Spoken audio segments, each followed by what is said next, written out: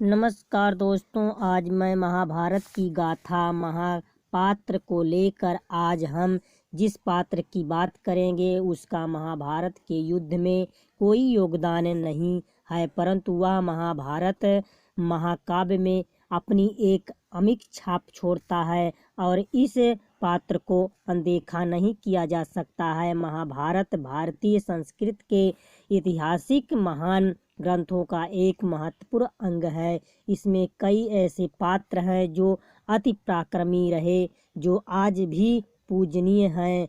इसी के साथ कुछ पात्र ऐसे भी रहे हैं जो अथाह शक्तिशाली थे और इसके बावजूद वो महान गाथा में कहीं गुमनाम से हो गए। इन्हीं में से एक योद्धा थे एकलव्य, जिन्होंने गुरु दक्षिणा में अपने दाहिने हाथ का अंगूठा काट कर गुरु द्रोणाचार्य को भेंट कर दिया था। एक बार को अर्जुन को ब्रह्मांड का सर्वश्रेष्ठ धनुषधर मान भी लिया जाए तो, लेकिन एकलव्य को अर्जुन से बड़ा धनुषधर माना जाता है। ऐसे में एकलव्य के महानतम धनुषधर बनने की कहानी को जान लेना अति आवश्यक है। बात उस समय की है जब शिक्षा का रूप आदि से बहुत अलग हुआ करता था। उस समय के विद्यालय गुरुकुल हुआ करते थे। विद्यार्थियों को शिक्षा ग्रहण करने के लिए अपने गुरु के आश्रम में ही गुरु के पास रहना होता था।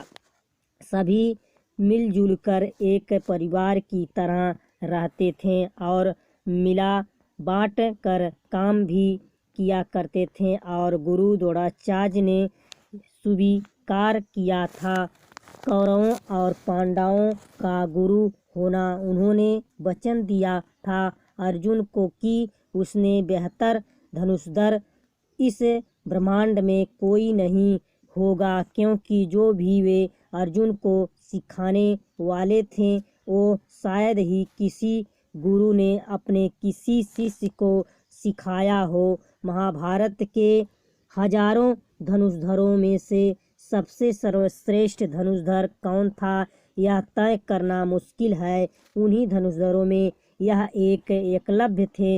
एकलव्य को कुछ लोग शिकारी का पुत्र कहते हैं और कुछ लोग भील का पुत्र।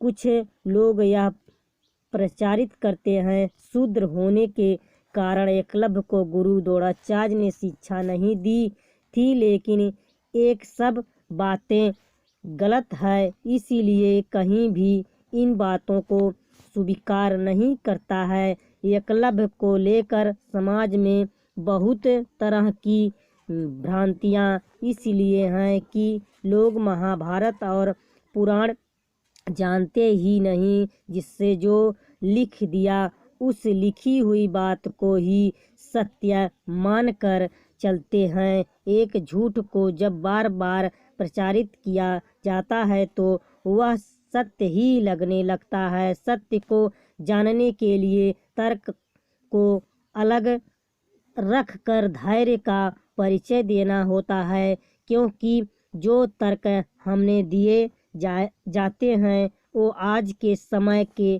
तर्क हैं, वो महाभारत काल के तर्क नहीं हैं। सभी ने इस महाभारत की कथा को तोड़ मरोड़ कर अपने अपने तरीके से लिखा।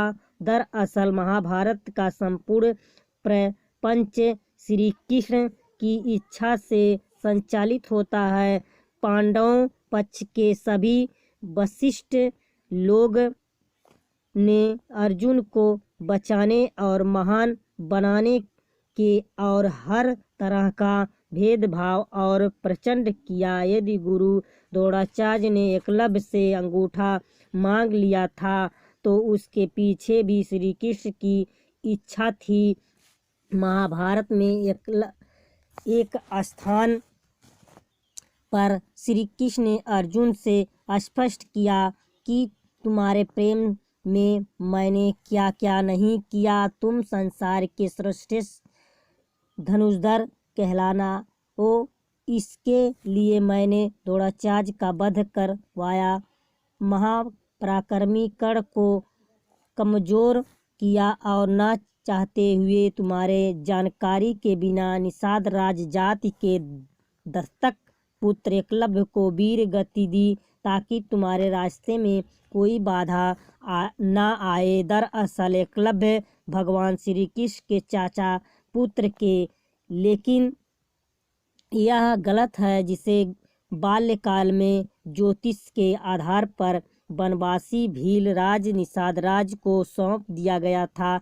एकलव्य अपना अंगूठा दक्षिणा में नहीं देते। यदि गुरु द्रोणाचार्य एकलव्य का अंगूठा नहीं मांगते तो इतिहास में एकलव्य का नाम नहीं होता। एकलव्य को इस बात का कभी दुख नहीं हुआ कि गुरु द्रोणाचार्य ने उनसे अंगूठा मांग लिया। गुरु द्रोणाचार्य एक ऋषि थे।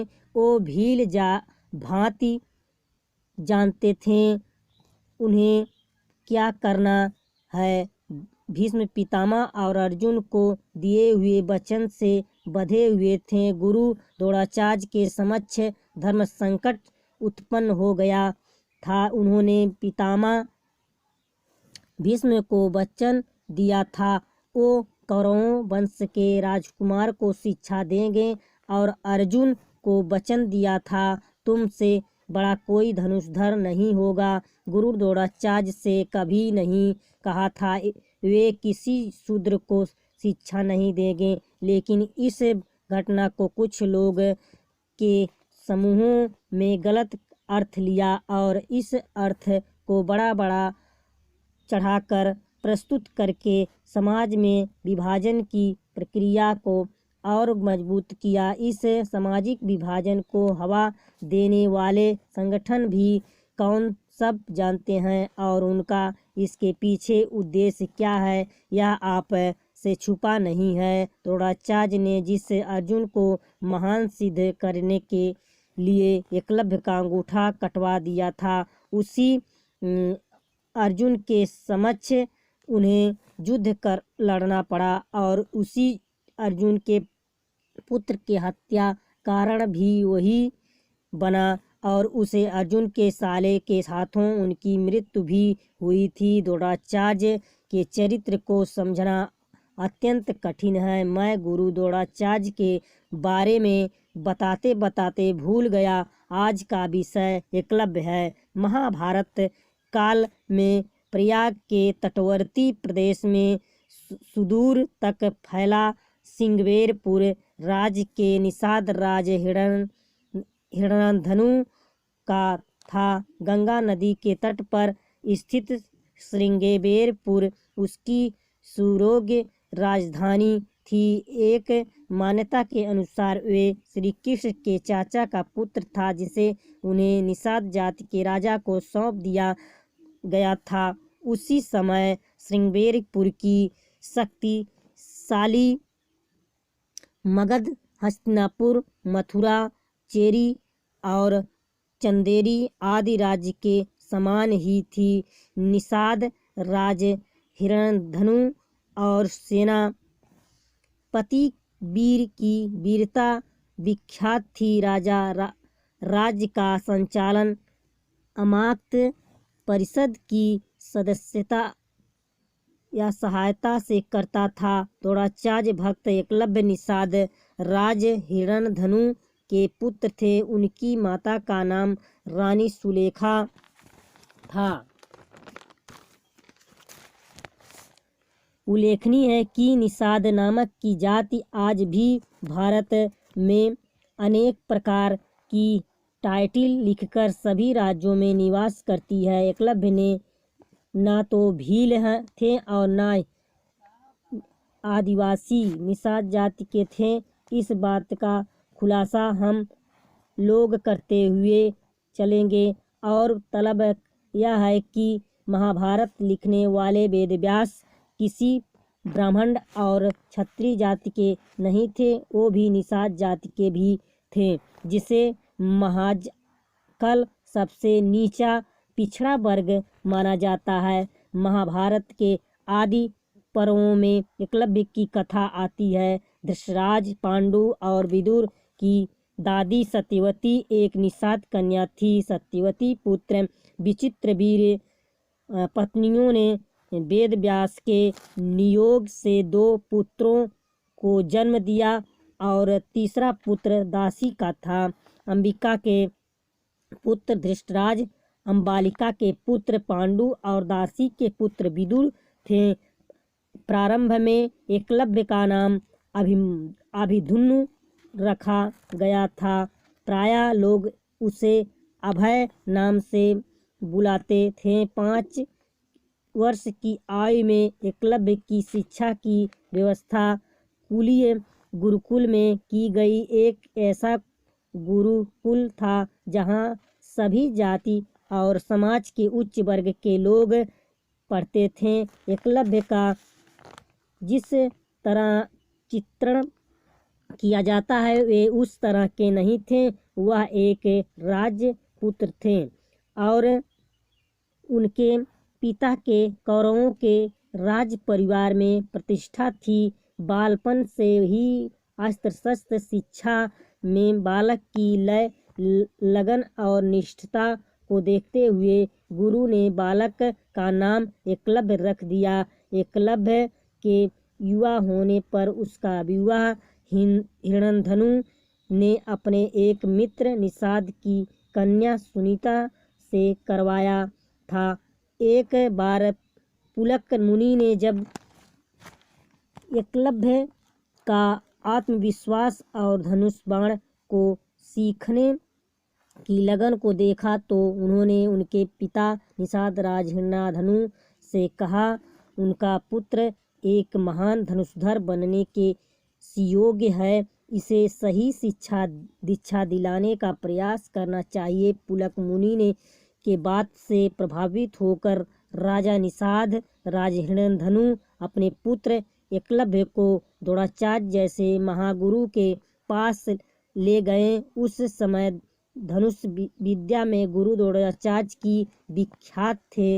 एकलव्य धनुष विद्या की उच्च शिक्षा प्राप्त करना चाहता था। एकलव्य को अपने लगन और निष्ठा पर पूर्ण विश्वास था। एकलव्य गुरु द्रोणाचार्य के पास आ करके बोले, गुरुदेव मुझे धनुष विद्या सिखाने की कृपा करें। जब गुरु द्रोणाचार्य के समक्ष धर्म संकट उत्पन्न हुआ, क्योंकि उन्होंने भीष्म पितामह को वचन दिया था वे केवल कौरवों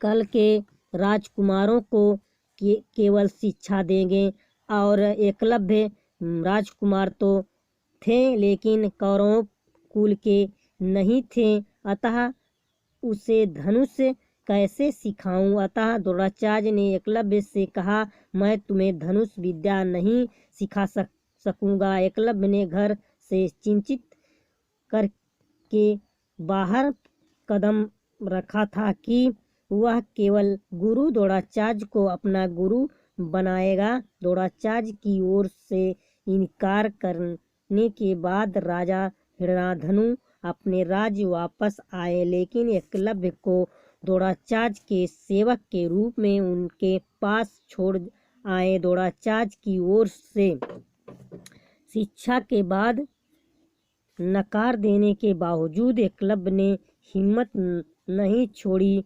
वे सेवकों की भांति उनके साथ रहने लगा। द्रोणाचार्य एकलव्य को रहने के लिए एक झोपड़ी दिलवा दी। एकलव्य का काम बस इतना होता था, जब सभी राजकुमार बाण विद्या का अभ्यास करके चले जाए ये तब सभी बाणों को उठाकर वापस तरकस में डालकर रख दे। जब द्रोणाचार्य अपने शिष्यों को अस्त्र चलाना सिखाते थे तब एकलव्य भी यही छिप कर द्रोणाचार्य की बात और हर एक सीख को सुनने थे। अपने राजकुमार होने के बावजूद एकलव्य द्रोणाचार्य के पास एक सेवक बनकर रह गए थे। एकलव्य अपने खाली समय में द्रोणाचार्य की सीख के अनुसार अरण्य में रहते हुए भी एकांत में तीर चलाना सीखा। एक दिन अभ्यास जल्दी समाप्त हो जाने के कारण कौरववंशी सभी राजकुमार समय से पहले लौट गए। ऐसे एकलव्य को धनुष चलाने का एक अद्भुत मौका मिला गया, लेकिन अफसोस उनके अचूक निशाने को दुर्योधन ने देख लिया और गुरु द्रोणाचार्य की उसकी जानकारी दी। द्रोणाचार्य ने एकलव्य को वहां से चले जाने को कहा। हताश निराश एकलव्य अपने महल की ओर चलने लगे, लेकिन जब रास्ते में उन्होंने सोचा वह घर जाकर क्या करेंगे, इसलिए बीच में एक आदिवासी बस्ती में ठहर गए। उन्होंने आदिवासी सरदार को अपनी सारी बात बताई। मैं यहाँ पर रहकर धनुष विद्या का अभ्यास करना चाहते हैं। सरदार ने प्रसन्नतापूर्वक एकलव्य को अनुमति दे दी। इसी आदिवासी और भीलों के बीच रहने के कारण एकलव्य को शिकारी भील जाति का मान लिया। एकलव्य ने आदिवासियों के बीच रहकर वहां गुरु द्रोणाचार्य की मिट्टी की मूर्ति बनाई और मूर्ति की ओर एक टक देखकर ध्यान करके उसी से प्रेरणा लेकर धनुष विद्या सीखने लगा। मन के एकाग्रता गुरु भक्ति के कारण उसे उस मूर्ति से प्रेरणा मिलने लगी और धनुष विद्या में बहुत आगे बढ़ गया। एक समय बीतता गया और कौरव वंश के अन्य बालकों और पांडवों के साथ साथ एकलव्य भी युवा हो गया। द्रोणाचार्य ने बचपन में भी अर्जुन को वचन दिया था उसके बेहतर धनुर्धर उस ब्रह्मांड में दूसरा नहीं होगा, लेकिन एक द्रोणाचार्य और अर्जुन दोनों की गलत फहमी दूर हो गई जब उन्होंने एकलव्य को धनुष चलाते हुए देखा। एक बार गुरु द्रोणाचार्य पांडवों और कौरवों को लेकर धनुष विद्या का उपयोग करने अरण्य में आए। उनके साथ एक कुत्ता भी था जो थोड़ा आगे निकल गया। कुत्ता वहीं पहुंच गया जहां एकलव्य अपनी धनुष विद्या का प्रयोग कर रहा था। एकलव्य के खुले बाल और फटे कपड़े को देखकर कुत्ता भौंकने लगा। एकलव्य ने कुत्ते को चोट भी नहीं लगी और उसका मुंह भी बंद हो जाए उस ढंग से 7 बाण उसके मुंह में थमा दिए। कुत्ता वापिस वहां आ गया जहां गुरु द्रोणाचार्य के साथ पांडवों और कौरवों थे। तब अर्जुन कुत्ते को देखकर कहा, गुरुदेव, यह विद्या अभी मैं नहीं जानता हूँ, यह कैसे संभव है? आपने कहा था मेरी बराबरी का दूसरा कोई धनुर्धर नहीं होगा, किंतु ऐसे विद्या मुझे आती ही नहीं। द्रोणाचार्य ने आगे जाकर देखा, वहाँ हिरण्यधनु का पुत्र गुरु भक्त एकलव्य था।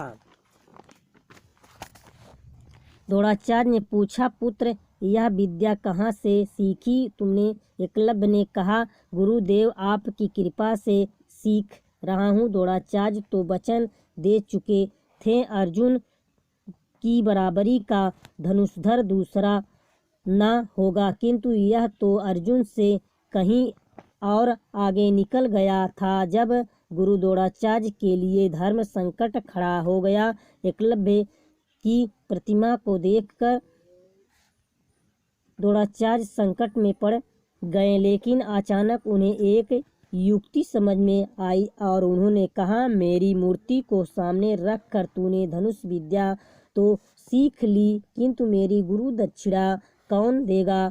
एकलव्य ने कहा, गुरुदेव, जो आप मांगे। द्रोणाचार्य ने कहा, तुम्हें मुझे दाएं हाथ का अंगूठा मुझे गुरु दक्षिणा में देना होगा। उन्होंने एकलव्य गुरु दक्षिणा में बाएं हाथ का अंगूठा इसलिए मांगा ताकि एकलव्य उस समय तरह से धनुष कभी न चला पाए जिस तरह से वह चलाता है। एकलव्य ने भी एक पल विचार किए बिना अपने दाएं हाथ का अंगूठा काटकर गुरुदेव के चरणों में अर्पित कर दिया। धन्य है एकलव्य जो गुरु मूर्ति के प्रेरणा पाकर धनुष विद्या में इतना माहिर एकलव्य हुआ और गुरु दक्षिणा देकर दुनिया को अपने साहस का, त्याग और समर्पण का परिचय दिया। आज भी ऐसे साहसी धनुषधर को उसकी गुरु निष्ठा और भक्ति के लिए ज्ञात किया जाता है।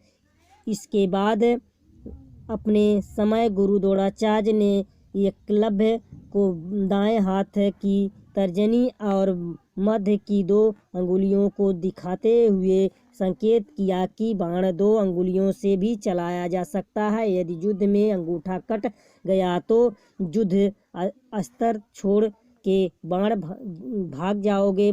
परिणाम एकलव्य ने पुनः अभ्यास किया और पुनः दक्षता प्राप्त किया। आधुनिक तिरंगाबाजी का जनक एकलव्य को माना जाता है। प्रश्न यही उठता है कि अंततः अंगूठा कटवाने का उद्देश्य क्या रहा। उसके समाधान हेतु समझना होगा। वह जिसका पुत्र था वह निषाद राज भील का दत्तक पुत्र था जो जरासंध की सेना का सेनापति था। वो जरासंध जो कि अत्यंत अत्याचारी, क्रूर एवं श्री कृष्ण का शत्रु था, उसने अपने बल से आसपास के कई राजाओं को बंदी बना लिया था। ऐसी उसकी दक्षता में वृद्धि होने का अर्थ मानव जाति के लिए संकट को बढ़ावा, इसलिए उसका अंगूठा कटवाने गया था। अर्जुन ने ही युद्ध में दिव्य अस्त्र का प्रयोग नहीं करने का संकल्प लिया था। ऐसे उस क्रूर क्षेत्र में लौकिक शास्त्र में अर्जुन से जिज्ञासा, भय, सामर्थ्यशाली स्वयं भगवान श्री कृष्ण थे और दूसरे थे एकलव्य। एकलव्य अपने गुरु द्रोणाचार्य के प्रति क्रोध का भाव रखते हुए कौरवों के पक्ष में लड़ा, जबकि वह जिस सेना का सेनापति बन सकता था, अवैध जरासंध की पुत्र की सेना जो कि पांडवों की ओर से लड़ा था। इसलिए युद्ध प्रारंभ होने से पूर्व योगी राज श्री कृष्ण ने युद्ध में के लिए चुनौती दी और उस वीर गति प्रदान की। कुमार एकलव्य अपना अंगूठा दान में देने के बाद पिता हिराधनु के पास चला गया। एकलव्य अपने साधनापूर्ण कौशल से बिना अंगूठा के धनुष विद्या में पुनः दक्षता प्राप्त करके चुके हैं। आज के युग में आयोजित होने वाली सभी तिरंगबाजी प्रतियोगिताओं में अंगूठे का प्रयोग नहीं किया होता है। अतः एकलव्य को आधुनिक तिरंगबाजी का जनक कहना बिल्कुल उचित होगा। पिता की मृत्यु के बाद एकलव्य सिंगवेरपुर का शासक बना और अमान्य परिषद की मंत्रालय से वह न केवल अपने राज्य का संचालन करता था बल्कि निषाद जाति के लोगों की एक सशक्त सेना और नौसेना गठित करता था और अपनी राज्य की सीमाओं का विस्तार भी करता था। एकलव्य अपनी विस्तारवादी सोच के चलते ही जब जरासंध से जा मिला। जरासंध की सेना की तरफ से उसने मथुरा पर आक्रमण करके यादव सेना का लगभग सफाया कर दिया था। उसका उल्लेख विष्णु पुराण और हरिवंश पुराण में मिलता है। यादव सेना के सफाया हो जाने के बाद यह सूचना श्री कृष्ण के पास पहुंची तो वे श्री एकलव्य को देखने के लिए उत्सुक हो गए। दाहिने में महज 4 अंगुलियों के सहारे धनुष बाण चलाते हुए देखकर वे समझ गए यह पांडवों और उनकी सेना के लिए काल साबित हो सकता है। तब श्री कृष्ण का एकलव्य से युद्ध हुआ और इस युद्ध में एकलव्य वीर गति को प्राप्त हुआ।